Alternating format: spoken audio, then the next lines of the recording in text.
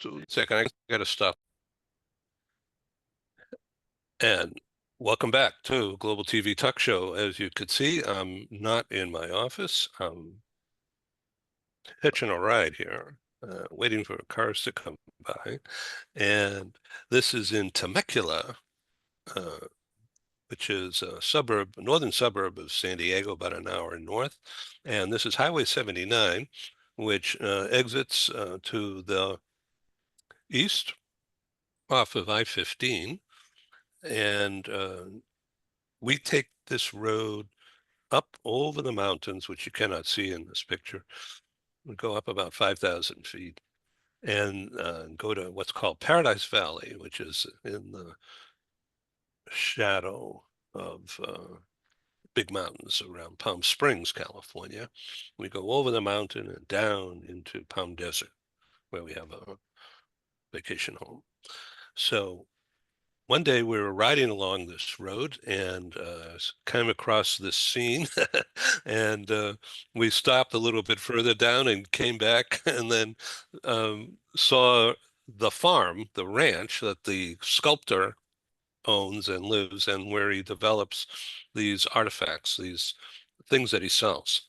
And along the road, there's uh, giant size replicas of Godzilla and giraffes and images from Star Wars, as I mentioned, Raiders of the Lost Ark, Hollywood images, and people fighting wars with giant swords. And it's really fascinating. So as you can see, this horse is jumping across sequentially across the road, and it's fascinating. And this is meant to incite excitement in our viewers and attract and glue eyeballs for a while as people study these scene. Yes, Chris. I'm a bit confused. Sorry, maybe I'm got jet lag or a bit slow. This is on soft skills today, It's Well, not. what are we talking about? and Yeah. well, I mean, you're talking about Star Wars, and I don't know if Darth Vader was really known for his soft skills and approach to management. Yeah, That's the really clever. force. Very That's clever. very, very clever. Well, there's I a mean, for lot you to, going on in the world, and I thought that I'd inject some humor here and at my 9 a.m. here.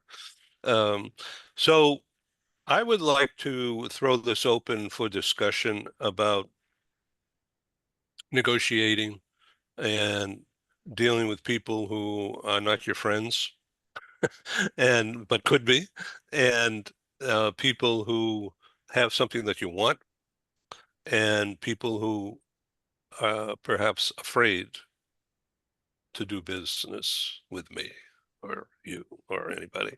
So how do you bridge this communication gap as a business goal? Business objective. How do you win friends and influence people in order to gain trust or build rapport? And if you're lucky, trust develops. And is that a soft skill, Ken? Well, yeah, persuasion is certainly considered to be a soft skill. And along with many others, it's kind of interesting. I've always, not always, but for many years, kind of looked at if you will, a model asking in terms of soft skills versus hard skills, can a person do the job and will the person do the job? Can the person do the job? Does the person have the necessary experience, expertise, training, certification, work background? So yeah, the person can do the job.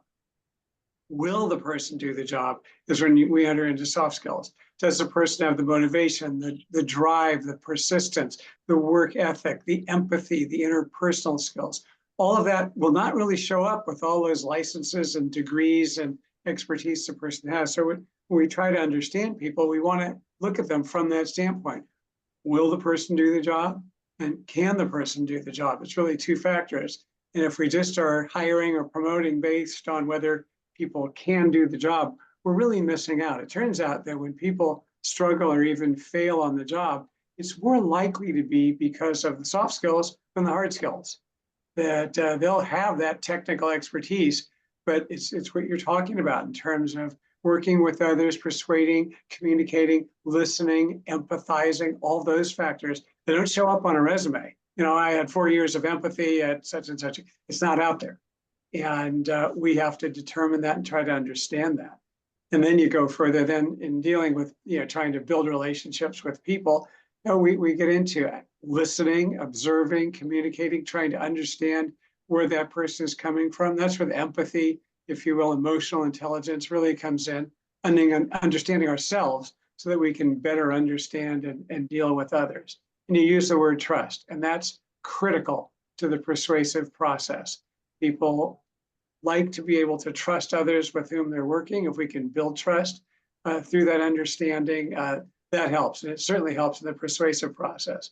And we know it's critical in the ultimate sales process, you know, in selling people. Trust building is essential. Dr. Ken Lloyd has a PhD in organizational psychology, and well, I said that wrong, didn't I? That's okay. Organizational behavior. Yeah, that's it. Okay. Okay, great. And I still trust you. and yes, I'm authentically dumb and tongue-tied today for some reason. Okay, and from London is Heather. Welcome again, Heather. You're a business psychologist. So what do you think of this supposedly rough start to this program about soft skills and communicating? It's I set it up on purpose this way, of course, to jumble I knew everything that. up. I knew that. Okay, I so think it's what makes us human. If Stephen was here, he would be talking about humoni. I think it really is what makes us human, but I think it's easier to extract all of that and treat us all as variables as an employee. It just makes things less messy. For me, I've been thinking about this a lot. I'd like to come up with a definition.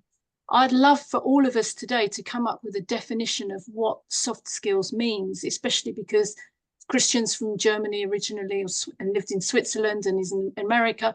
I'm in the UK. And I think there are some subtle nuances here around, you know, how do we come up with could we come up with a working definition and use that to kick off our discussion today? Because I'd love to hear from everyone to hear, because my interpretation of soft skills was a little bit different to how Ken has spoken about it, and to, you know, we call a lot of these things competencies. It doesn't matter that they're soft. So the Chartered Institute of Personnel Development here in the UK lists, you know, 5 or 6 competencies, which is what is our starting point for performance management and KPIs and things like that. And communication, for instance, is in there along with, you know, team building. So I would like to just, you know, pick your brains a little bit, all of you, and see, you know, where does it start? Where does it end? And is it the same? Chris Exline, you're in a war zone, and soft Thanks, skills. Ed. Yeah. Nice to follow 2 psychologists to come up with a working definition. I owe you a favor, and I appreciate that very much. Thanks, Ed.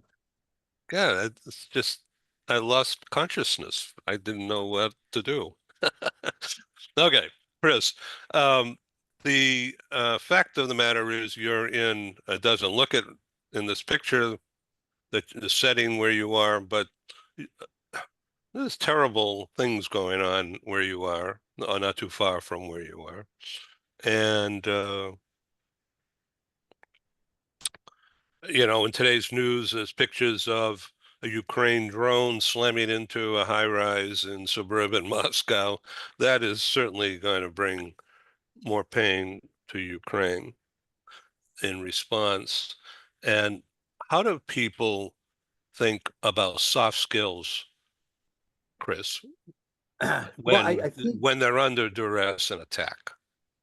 we're in uncharted territory here, and I know that sounds like a trite expression, because, you know, the whole when people say that, and I've said this on this program before, you know, the war is right here in Kremenetz. Even if there's not gunfighting, we have now lost 97 men in a town of 20,000 people. 97 men, sons, husbands, fathers have died defending this country's right to exist. So people, like when I'm in the US or back in Hong Kong and people say, oh, at least you're far away and you're safe. Why don't you come tell that to a mother who is clutching a casket of her son that died, and tell her that the war is far away. All of our staff, we've got 25 staff here, and I've never encountered anything like this. I mean, how do you deal? You have HR, we have 700 employees globally, but here, I mean, my gosh, you have policy manuals. How do you deal with sick days? At the factory, one of the workers, she found out that her husband has been injured and is in a military hospital on the front lines. And do you tell her, oh, you know what? Wow, I'm really sorry you're out of sick days and you've used all your vacation time. How do you hit corporate objectives when we don't have power, 8 out of 12 hours? How do you have performance reviews, which I know is a taboo subject in this panel, but how do you even have performance reviews? How do you have people accountable for things? And then it's just all sorts of other things go on. So you really plan, because we're going to open up 25 stores. I'm opening up 2 more before the end of the year, but you do a lot of this as management by reaction, and you have to somehow bake into your footprint, your floor, your modeling, that you're going to be closed many days. And if people don't show up for work, it's not because they're bad workers. It's not because they're bad people or they don't need a job, because we've got 40% unemployment in our town here. But yet, if like one of our staff, her father was missing for 3 days on the front line. She didn't know what to do. Is it better for her to stay at home, or is it better for her to come and work and deal with all of that? And so you have to really have a lot of flexibility. So the soft skills, I don't have an MEA, which is a Master's of Empathy Administration. But it's basically, I would say that the first part of soft skills, and we operate, like I said, over 20 countries. I would say the first word is recognition. There's a balance between recognizing what is happening in the culture with which you're operating in, but yet also your corporate culture. You can't compromise your corporate culture. Our company, Home Essentials, we are who we are. We have a very distinct corporate culture. We're very proud of our lineage. Our brand is our promise, and that's a very fundamental part of who we are. But yet we have to be able to adapt that and recognizing the marketplaces, because let's be honest. Even though I've lived in Hong Kong for 27 years, I'm a guest. I'm even though I'm a citizen, I'm never a Hong Kong person. And in Ukraine, I'm a guest. So it's recognizing, for those of us that are involved in international realms, that we are a guest here, recognizing how do we modify, calibrate our corporate culture to accommodate what is going on here, but without compromise. Business psychologist Heather, you've been doing study. I want to shift a little bit. You've been doing studies about dual career issue, but on a bigger scale. And I'm not asking you to get into a lot of detail at this time, but the psychology of doing things at work, when we're work people and taking care of people, these are big words. What does all this mean to you? Well, first of all, look, Chris, I have the utmost respect. I just can't even imagine. Look, I'm a coach and I'm a counselor, so I've heard some stories. I've been confronted with clients, or when I worked on a lifeline, who were close to committing suicide. I've worked with, clients who've suffered from abuse. So, and my training, I feel privileged and honored with my training that I'm able to listen, empathize, and recognize that there's not a lot I can do other than listen and be a framework for that. So what really interests me about you and your situation, I guess, is how has your empathy expanded and grown being in these uncharted waters that you're in. So yes, look, let's get away from soft skills and development. You're probably enacting it every day. You've probably become a lot more empathetic, even just the way you spoke about your employees and the fact that you're sensitive towards what's happening to them in the situation that you're in, which is unprecedented. So we could talk about, for instance, the fact that the situation has dictated that there is more empathy and that you as an employer have grown a lot more empathetic towards your employees because of the situation. So would you say that your soft skills, if you had to look at it, have your soft skills improved or become heightened? Have you become more aware of this? Or have you always had a core sense of self that has been that way, but it has become more expanded, I guess, in the situation that you're in? Well, I've known Ed for 25 plus years, and I don't think anyone that knows me that long will ever say that I'm actually a really nice guy. So, I'm not. And I can make tough decisions, and I have. And even here, I've made tough decisions. But you have to know, but to give you a direct answer, yes. You can be an MBA, you can have, you can grow these things, you can make the tough decisions. But when you're sitting in the square and you see an entire family crying, when you see an older man clutching a child, and for those two men that are crying, Father's Day will always be the day that he buried his son, and it'll be the day his dad died. If you're not affected by that, then you need to do something. So you need to check out. And what has helped me, I think, more is through our mattress donation program called Rest Assured. I've donated over 5,000 mattresses, almost all out of my own pocket. I've been on the front lines. We've donated them to orphans, foster children. And I made it. And now I will also tell you, I've done this out of our brand. The goodwill that my company has amassed by doing this is off the charts. We are one of the most respected companies in Ukraine at this point because of what we've done. And so there is a business purpose behind it. But yet, you go there and you see the expression on these people's faces when they just get a mattress. I never really thought in my career that by giving back, you could gain so much. Before, charitable exercises for me were, those horrific, cheap wines subjected to an auction in some God blessed hotel ballroom or something like that. But this is actually real stuff where you're meeting people at their place of need. So yeah, I have become more empathetic because I'm confronted and with these people. And what it does is it basically highlights for me just how blessed I am. I don't shame anybody else. I don't ask anyone else to do this. My position is incredibly unique. I can be here for as long as it takes. I don't have to worry about top line revenue. I don't have to worry about profits, so we are profitable and cash flow positive. I don't have boards or shareholders or annoying bankers or things like that. And I've got all the cash that's required to expand this company. So I can be here for as long as it takes. And I've got a very supportive family back in Hong Kong that love what I'm doing. And so I've got that. So I've got that thing in place. So I don't, there are very, very few people that can do that. And so that's also created an empathy, realizing that my unique position is a blessing, that I'm actually, as I say, if I have a chance to make a difference, that's a chance I have to take.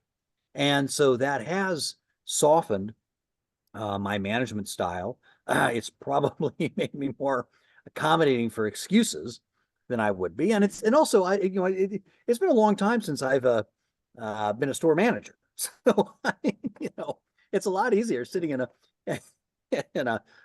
floor of an office building in Hong Kong, telling people that, well, that's the biggest bullshit excuse I've ever heard. Da, da, da.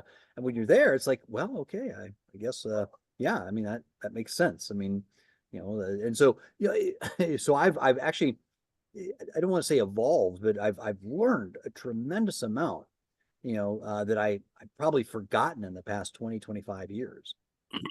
So you brought mattresses to the front lines. So you were not walking along the dirt. You had people all around you escorting you. I don't want to be overly dramatic. It's not like I mean, it's not, it's not like, hey, stop the bullets for a minute. I've got a mattress. I mean, we're within, 3 or 4 kilometers or 5 kilometers and stuff like that. But, we're close enough. And, I do meet the troops that are on the front lines fighting. I meet the patients in the hospitals. We're delivering a lot of mattresses to hospitals now, especially with our mattress covers.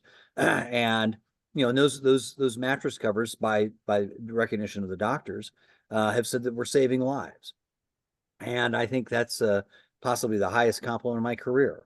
I mean, to instead of being some type of business person caught up in growing their own business, we've actually done something that's making a material difference, pun intended, a material difference in saving the lives of wounded soldiers in military hospitals on the front line. So I would have never done that unless I'd been here. I would have never done that unless I'd made the step forward to say, you know what, I will personally deliver every single mattress.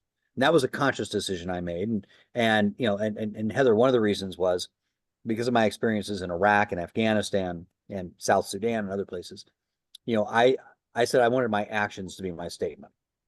I don't want to just sit here, round up the children, get some photos, and then be off. No. If I'm going to donate a mattress, then damn it, I'm going to be there and I'm going to personally deliver every single, and I have.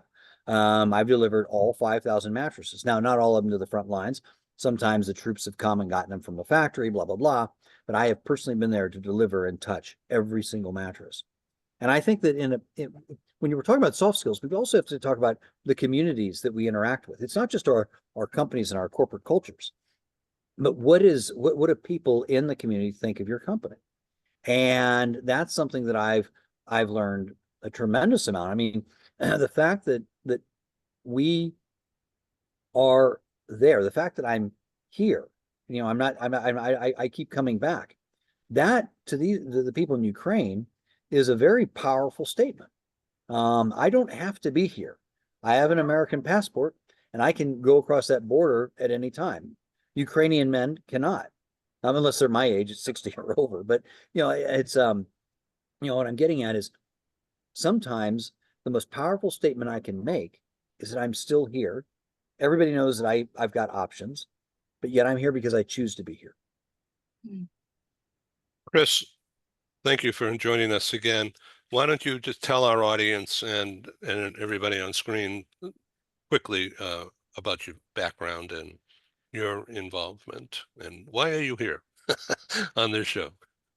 Well, one, I have a lot of respect. Ed, you've been a friend of mine for many years, 25 years plus, but no, I'm CEO of a company called Home Essentials. We're based in Hong Kong. I'm the sole shareholder because no one would buy the company when it was collapsing. And so, yeah, we're the largest furniture rental company outside the United States. And, but I furnished the Green Zone in Baghdad. I did most of the embassies in Kabul. I actually set up the government of South Sudan in juvenile fascia, things in Libya, Djibouti, Madagascar, Pakistan. So we have one part of our business, which is, providing furniture rental to expatriates on foreign assignment, which we're the largest in the world that does that. We also have furniture retail and decor stores. And then we have the contract business where we have done a lot of government work. And that's why we're considered what's in part of the vernacular, a qualified contractor. So when I saw that, like everybody else in March 2022, February, that war had again come to European soil, I was horrified, and like everybody else in April, when it looked like it was proven that Ukraine would not capitulate, but they were going to defend. And then all the think tanks, all the policy institutes start coming up and started calculating, what the cost of reconstruction would be, who'd be involved in reconstruction, how that would work. So we were naturally involved. And I basically said, you know what, instead of being on the 31st floor of an office building in downtown Hong Kong, I'm going to lead the effort. I am writing a paper. I'm not of Ken Lloyd stature, but it will be in a prominent business review coming up. I'm here to tell you that you talk about soft skills, dealing with people, managing expectations. Reconstruction in this country will never happen. This country will never be rebuilt. This is dramatic. I want to hear the next. I'm quickly approaching October. Will be 2 years since I first came to Ukraine. I don't know anybody. I didn't know anybody here. I don't have any family history. I'd never visited here. I don't speak the language, so it was all quite new.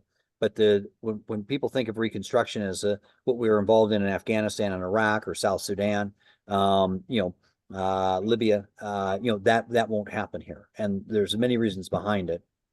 One, and the title of my paper is Rebuilding Ukraine for whom? Do we rebuild it for the 44 million that lived here in 2021, the 36 million that live here now, the 29 million that will live here in 2030, or the 15 million that will live here in 2074? So you've got this horrible confluence, this demographic decline that just has deleterious consequences for the entire country. 40% of the entire economy, its exports are agrarian. You got 25% of the populace working for the government. Your mortality to birth rate is 3-to-1, which means that for every birth, 3 people die, non-military deaths. The best and the brightest, many of whom have left the country, and it's very hard to figure out what's going to bring them back. All the figures that you've heard about in Reconstruction, it was almost like a bidding war. It was like 200 billion, 300 billion. Do I have 400, 500, 600, 700 billion? But how many of those areas are in areas that are occupied by the Russians that won't be given back? If you've got a city like Kharkiv, imagine like in the US, Kansas City is taken over by the Russians. City of about 2 million people, 2.5 million people. It's now down to a population. It's been totally destroyed or horrifically destroyed, but it's got a population of 1 million people. Do you rebuild it for 2.5 million people, knowing that you're only going to have 1 million? Who's going to fund it? Where's the prioritization? Who's making the decisions on what is an essential thing of Reconstruction? Well, if you don't have schools, families can't come back because the kids have to be educated. From a psychological perspective, Heather, right now we're about to hit year 3. Anyone that is 8 years old or younger, that means that they were 5 or younger when they left Ukraine. What do they know of Ukraine? What does a 4 or 3-year-old know of Ukraine? What is the attachment to it? These families now have lives in Poland, Germany, the UK, the United States, Canada. What's going to bring them back? If they're making $2,000 a month in one country, are they going to come back for $500 a month? And to what? What if their cities in eastern Ukraine are under occupation or will never be rebuilt? And rebuilding cities in eastern Ukraine that were an industrial base to kind of cater to a trade link with Russia. Well, those links are forever severed. So now everything has to be EU focused, which means that the bulk of new construction, it's not rebuilding, but construction, will be in Western Ukraine to take what's left of this nation and focus it onto an EU. These are things you don't see in the news, but what does that look like? And I'm here to tell you, I'm involved on the local level in this small town. I'm also in these policy discussions where Ursula von der Leyen and these people start talking, which I love her. I mean, she's fantastic. If only she had a checkbook. But no one is actually addressing what's going to happen. They have these programs where they want to coax entrepreneurs to come back to Ukraine. We're going to give you money to start a company. Well, but no one's done a study on how many entrepreneurs fail, how many new businesses survive after 10 years. And most entrepreneurs, if they survive 2 years, they've actually got a good business. The reason they fail is they run out of cash. They chronically underestimate their funding requirements. They can't raise enough cash to compensate for the mistakes that they've made.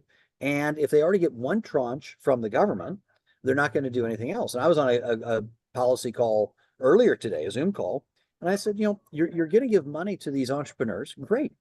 It's the first time they've had money. Fantastic. And they build a business. In order for them to get additional business, they have to fully report all of their finances and pay the appropriate amount of tax, which doesn't always happen here. If they don't have accurate books, they can't get financing. If they can't get financing, they can't grow. So they're constrained. Then, if they want financing, the interest rate in this country is 15%. Well, if you're borrowing money at 15% and you've got 8% inflation, you're out of business. You're out of, there are very few businesses that have a gross margin and that can scale to escape a 23% financing or covering factor, as we call it. So I don't want to listen. Sorry, I'm talking too much, but if anybody has a question, I'll answer a question. But that's kind of where we are. I want to jump in, Chris, and say thank you. Every word that you have spoken is recorded for posterity, and the world will see this not only later today, but forever. And I thank you. And it is mind-bending, frankly, and me being an entrepreneur, and I've been playing at being an entrepreneur for 45 years, and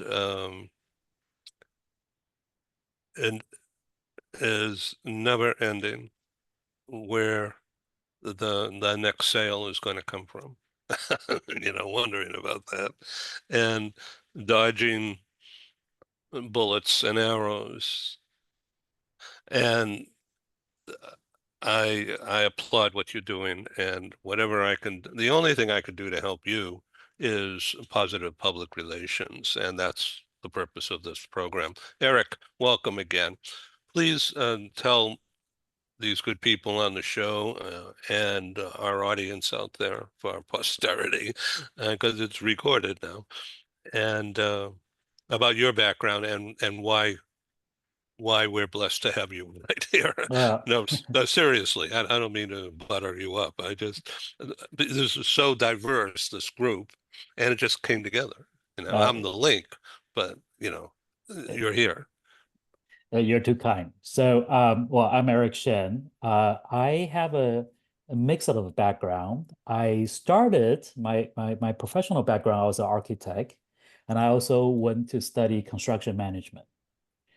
And then I became a real estate developer after I graduated. I was designing, building, and delivering hospital, Medicare buildings, medical office buildings, to be precise. So that's what I thought I was contributing back to the society, right? And then after 10 years of building and delivery, I became more of a strategic advisory, teaching the larger capital projects, still healthcare focused, on how to improve the outcomes of their operations and facilities. So that's what I've been doing for the last several years. I wouldn't say people are blessed to have me here. It's actually my honor to be here. In fact, I found it fascinating to listen to Chris. Yes. So what was your degree at Stanford? It was called Construction Engineering and Management. Mm-hmm. And did they teach soft skills along with that? Absolutely. So a couple ones came to my mind. First one was my mentoring professor. He was a old school contractor who is specialized in drilling tunnels. But the point is, this guy is so old school, he has very strict rules for everything that his way. You can only do your homework on an A4 paper. You cannot be 1 minute late. You get 1 minute late, you get a 0. And your phone cannot ring in the class. If your phone ever ring the class, bring $100 to the table. So what he's trying to do, oh, and also one more, this actually I found this fascinating. We have to read all the books before the semester starts. So we actually don't go through the chapters during the course. We actually read everything and be ready when you show up the first day of class. And our exams was not on paper. Our exams were answering questions. When the professor asks a question, he will draw the name from the hat, ask the question, and your classmate grades you. So, Chris, did they do that at Harvard? Well, at Harvard Business School, it's all about soft skills. I mean, everything, everything. When we're not destroying the world and bankrupting the banking system, and learning how to do corporate takeovers and become consultants that leave a mess behind for everyone else to clean up. Yeah, it's all about soft. No, we don't. There were no soft skills. I mean, soft skills were only taught in marketing and in negotiation as a means to an end. So I mean, I'm glad this is being recorded too. So I may have my diploma pulled, but but I do applaud that, what Eric is saying at Stanford. That's probably why it's got a better reputation than Harvard at this time. I wouldn't say. I think I want to thank that particular professor. Well, that discipline was just, you do it or you fail, and there's just no middle ground. So, did you have that at Berkeley, Ken?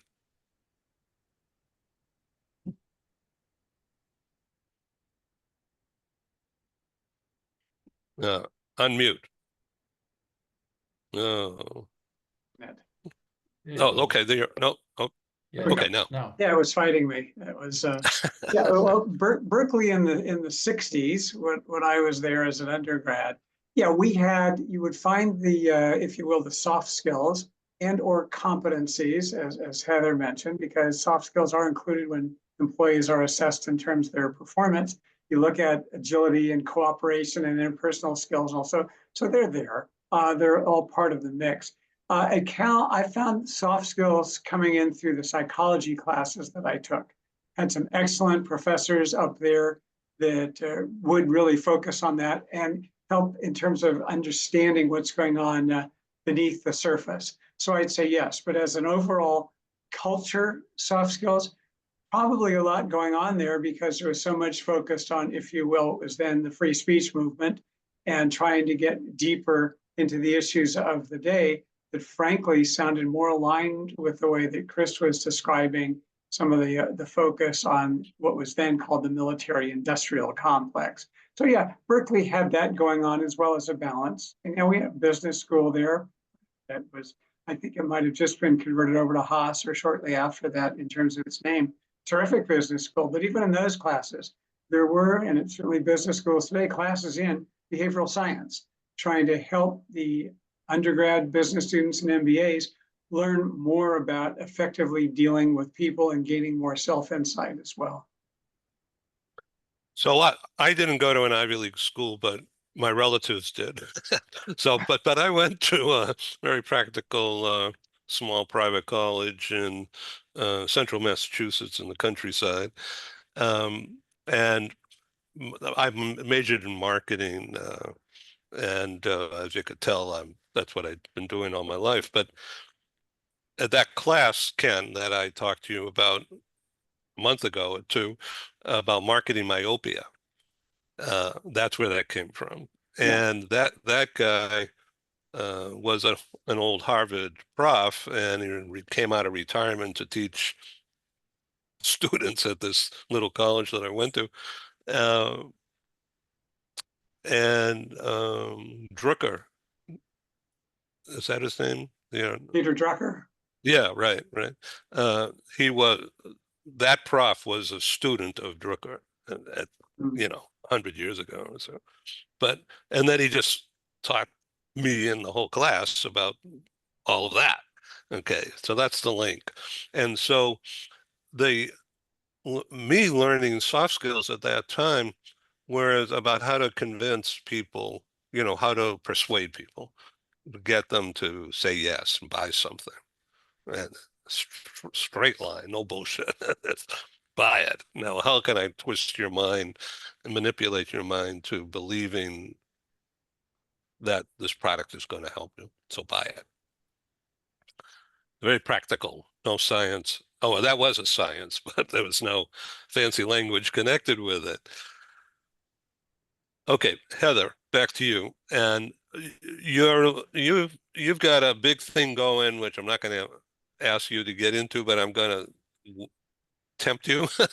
The psychological capital that and Industrial Revolution 5. Yeah. Do you want to Yeah, I don't know define how. Yeah, define that well, and I don't know how that really relates to soft skills. I'm sure I can find a bridge to it, but yeah, psychological capital. Ken, have you heard of psychological capital? It's I'm going to get the definition up. and the I've heard of it contract. from someone named Heather. What about you, Christian? Have you heard about it while I'm trying to get this paper up here? Same answer as Ken's.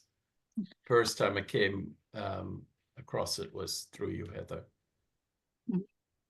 Okay, so let me give you the definition. So this is from the American Psychological Society. And the definition is psychological capital is how an organization helps employees build psychological strength, i.e., hope, efficacy, resilience, and optimism, which is critical to be successful in today's socio-political and economic climate. What's after resilience? Optimism. So I think, this is all very I'm much writing it down. Yeah, this is all very much in response to the global landscape, the VUCA environment. We're all VUCA'd with the volatility, the uncertainty, the complexity, and the ambiguity of not being able to foresee all of these events that are happening in the world. So, and it's also in response to us moving forward into the next industrial revolution, which is 5. It's quite big in Europe. I know because I've spoken to Paul Falcone about it, but so I know we're in IR4, and you could say that it started in 2011 or even 2016. That the starting points are a little bit different, but we are definitely moving towards the 5th industrial revolution, even though the last one was relatively recent. Because of AI and because of generative AI and because of how the world is moving forward with the transformational effects of technology. But what I believe is being left behind is the human connection part. Things like what Chris says, we have wars, and it's not just in Ukraine. We've got turbulence really in all different parts of the world.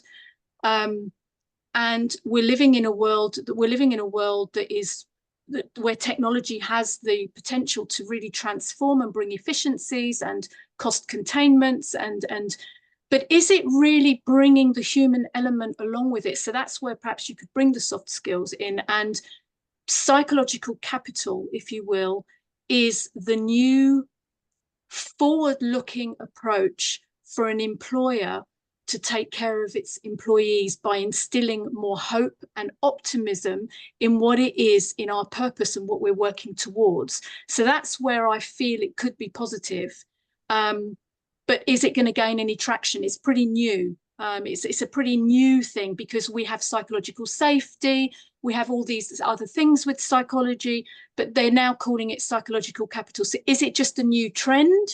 Or is there something behind it? I don't know. I don't know the answer to that. Christian. As I'm listening to all of you, and of course I'm completely fascinated, particularly with what Chris is saying, I keep thinking about these half-finished buildings that I saw when I was a kid and we went on holiday to Crete, to Greece.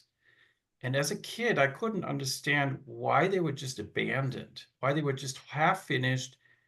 A building either had to be done or not done, or there would be work that I could see, people working on it. So I asked my dad, and my dad said, well, I don't know exactly, but maybe they just ran out of money. Maybe they figured out that it wasn't a good idea to, buy a resort in this location. There could be all kinds of reasons for it. And I said, okay, fine. So as I'm listening to all of you, I'm thinking of an analogy for those soft skills. And I'm thinking of what is kind of, at least to me, the common denominator here in all of what we're saying. And what I came up with is the following.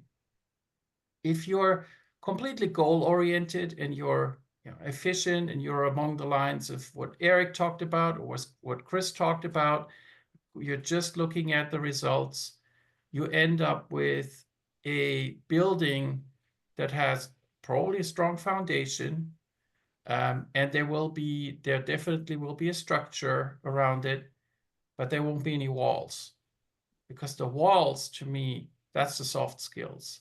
That's what you put in to make the building a complete building. That's, even though it may be exposed to the weather, it will remain. It will survive the weather and deterioration through the environment and so on.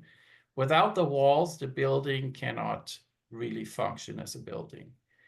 And that's why it makes all the sense in the world to me that, from Heather's angle, there's so much research being done on, what's missing when you don't just focus on the goals themselves, not just focus on the bottom line.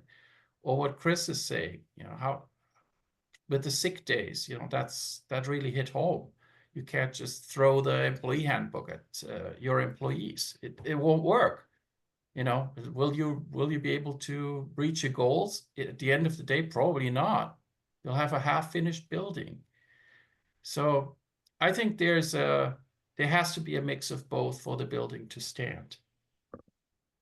So today is 9/11, September 11, which is a famous day in the US.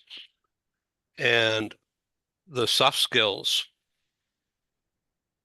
that have developed as a result of the US experiencing that, particularly in New York,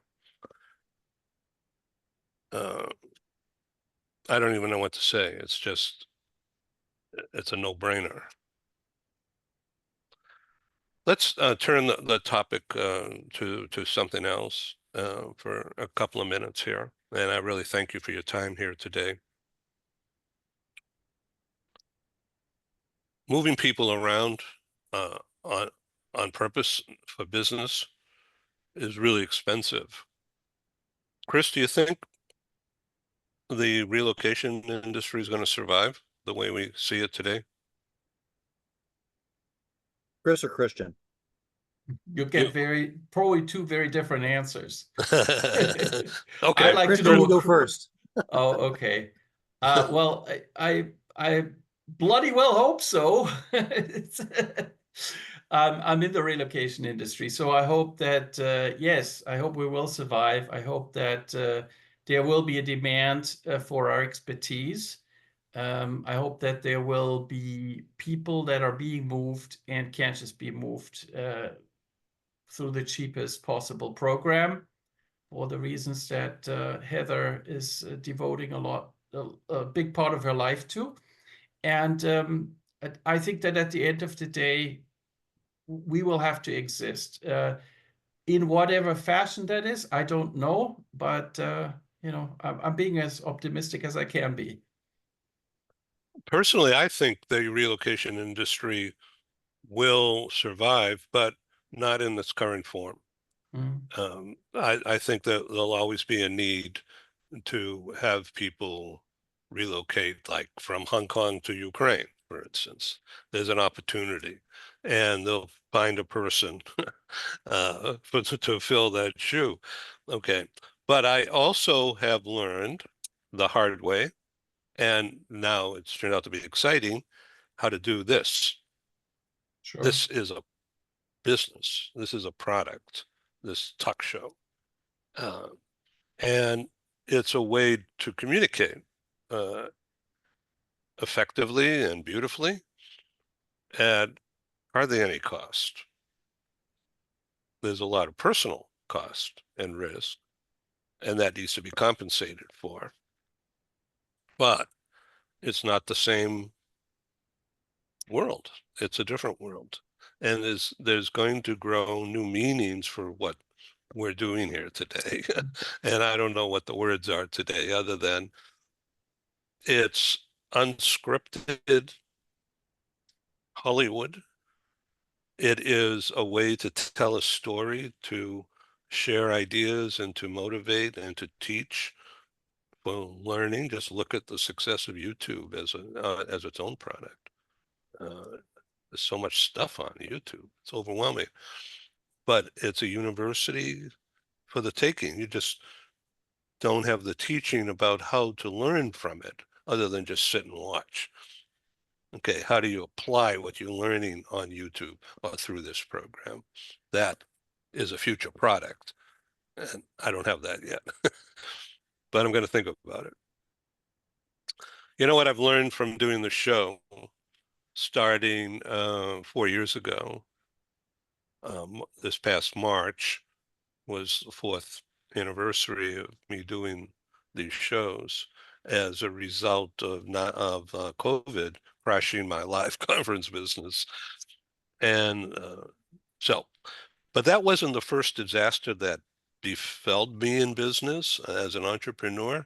The internet came along and I wasn't prepared for it. I was just printing my magazines in Hong Kong and in Seoul rather than in California. And I thought that was super cool because I was saving 60%, even including the shipping costs. And the quality was terrific. And I said, well, that's what I'm going to do. And that was in 1988, 90, when I went offshore for the printing. And that opened up my eyes to the world of international business and everything connected with it. And right around that time, I was invited to go to the factories in Hong Kong and then in Shenzhen and then up in Seoul. All expense paid, just come and see. And so we went. You know, my eyes opened, and you can't get that on screen. You can watch, but you don't learn. And that's the driving force. But companies will be really selective who they invest in to get that personal experience because they want to retain that talent. They want to make sure that talent sticks. And so they have to do things psychologically as well as financially to retain that talent much more than is being done right now or has been. I'm talking too much. My role is to connect people and to enable conversation, not to talk so much. So this show is part of a series that I'm going to be developing a lot faster and broader and deeper. And it basically was launched September 1. And that is to do products called soft skills or how to mentor high achievers or this or that into a series. Because even though I promoted this with like 4 days notice, and here you are on the show, I've got tons of messages saying too short notice, I'd like to do it. When is the next one? And so I've decided, there's a series here. I've just got to set them up and see who comes. That's all.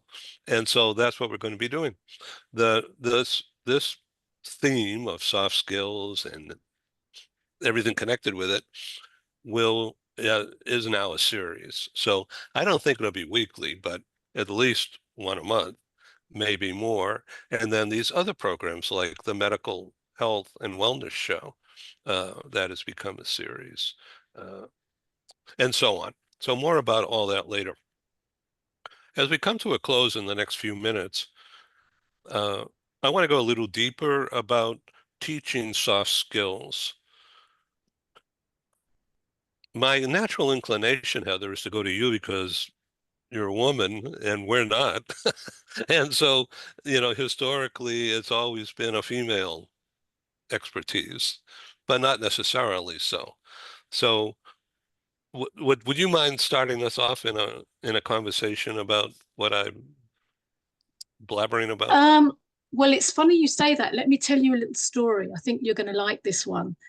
I was told by a woman that I would never be a good psychologist because I don't have the right traits. I'm too masculine. Because I did a Myers-Briggs profile, and my Myers-Briggs profile is the same as the CEOs in a large organization. I'm extremely focused on tasks. I'm very task-centric, and I'm extremely focused on process and finishing things. I'm a finisher. I'm a T, I'm a thinker, and I like to get things done. I don't like procrastinating. So I was told that I shouldn't continue with my master's degree, and that I shouldn't think about continuing with my training. And this was a woman. This was a woman who was grandfathering me in, because that's what you did at the time with Myers-Briggs. So my relationship towards her changed. My relationship towards Myers-Briggs changed. And my relationship towards psychology changed, because I figured, how can I be stereotyped and put in a box when, just based upon the profile of a psychometric assessment? And so that really made me, or gave me my drive to prove everybody wrong, and to show people that, yes, you have to assess what your purpose is and why you're studying and why you're doing something.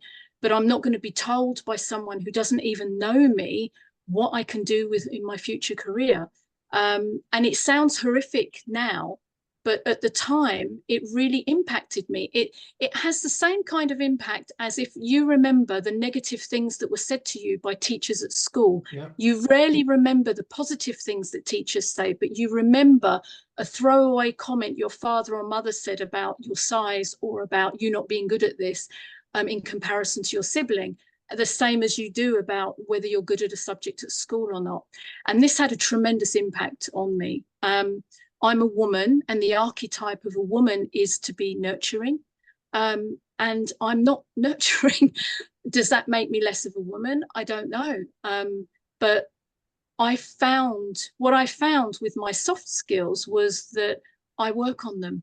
I am now less task focused. I am now less focused on finishing things and thinking, okay, am I jumping to a conclusion quickly because I don't want to go through the details? Or am I jumping to the conclusion quickly because I already know the answers? So I guess what it taught me is that you're kind of nurture and nature. You're dealt with a DNA, you're dealt with a certain set of things and a capacity, a brain capacity or whatever it is, but you're also dealt with the opportunities from a social perspective where you can grow, you can learn, and you can develop if you're aware of your shortcomings.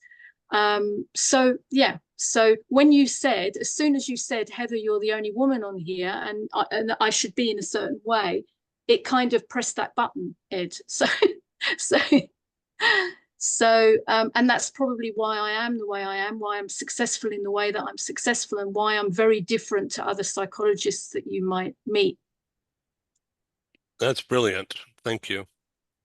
I think it's just made you that much of a more professional and effective psychologist, and just rounding out as a person. Listening to all of your insights and all over the time that I've known you, I think it's just given you so much more depth. So sometimes that kind of feedback that we get ends up making us wiser and stronger and smarter. And it certainly is the case with you. Unfortunately, I've got a meeting in just a few minutes, so I'm going to have to sign off. But again, thanks to all of you. And I think this program today really showed right here as a microcosm some amazing hard skills and some amazing soft skills displayed by all of you. So I thank you.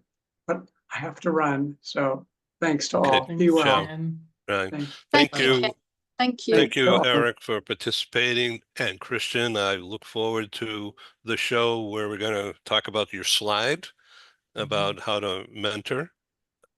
Do you want to give us a quick preview of a highlight of that slide? You know, about one line that I read this morning was that mentees have to be in charge at first with the mentor, and clearly communicate something to the mentor. And I can't remember exactly what it was. Kind of. What I said was that mentees should come with an idea of what they want to get out of the mentorship. Yeah, that's it. And I'll elaborate on that. Rather than the other way.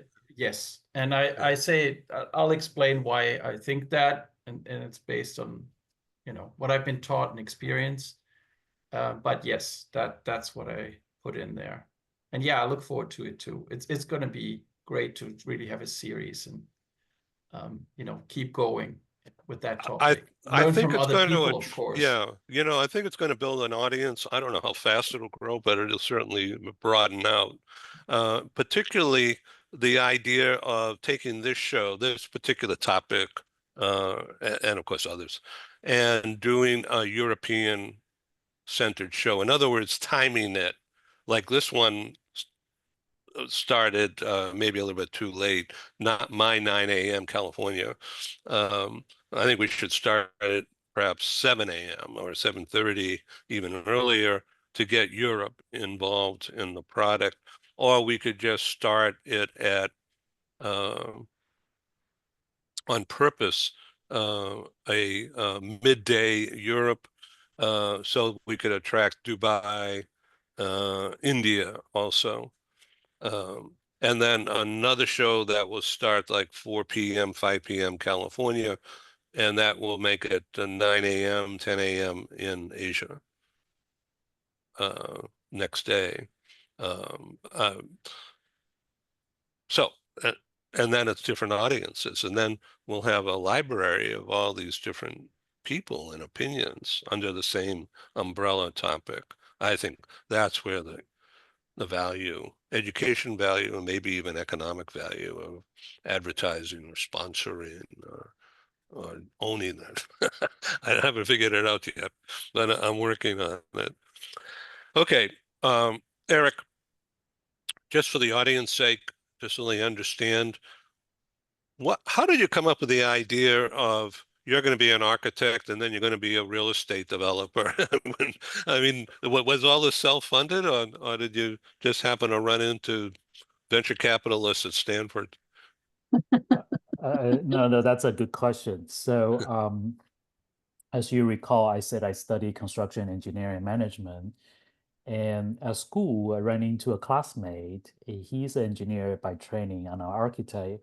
And he just said to me the first day of school, he said, let's do a company together, do something known as design build, meaning we design and construct.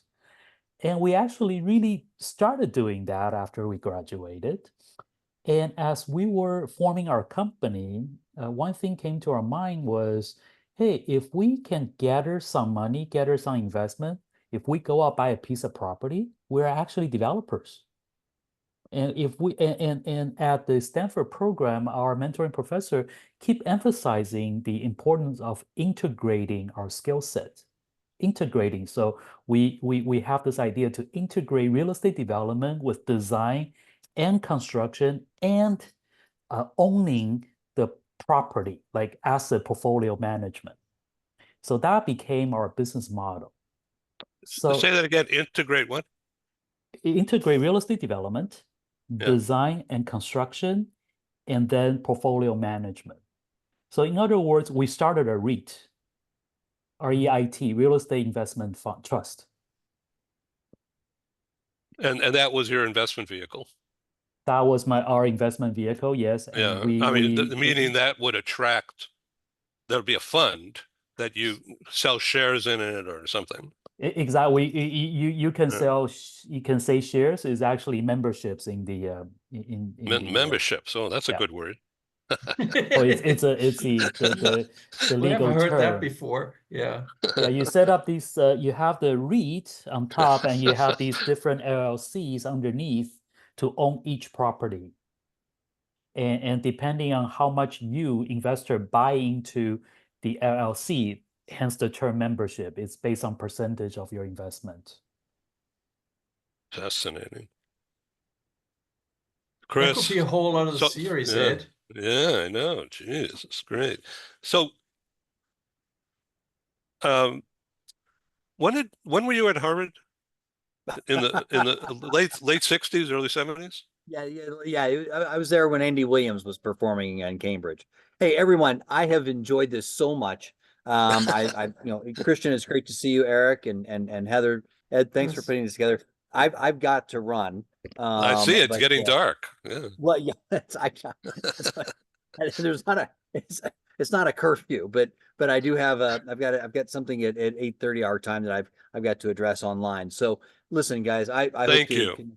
again. Thank you. Thank you guys. Okay, ciao. See you. Okay, Bye-bye. come back again. Now, this is Ed signing off in San Diego. Ciao. Thanks, everyone. Thank you.